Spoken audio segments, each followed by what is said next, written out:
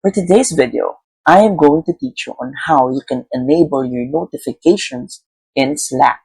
So, without further ado, let's begin. First, go to app.slack.com to open Slack and log in to your Slack account. Once logged in, you should see this in your main dashboard. Now, where can we enable our notifications?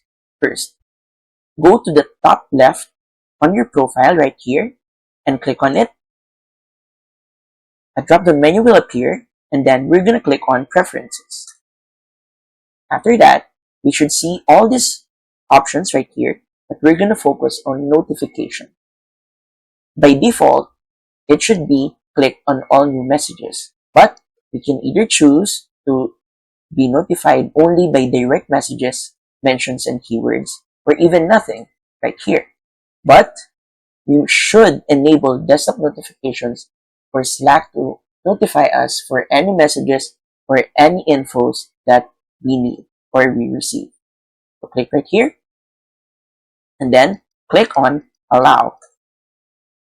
And that's it. So if you find this video helpful, please don't forget to click like, share, and subscribe to the channel for more helpful video tutorials. See you in the next video. Bye!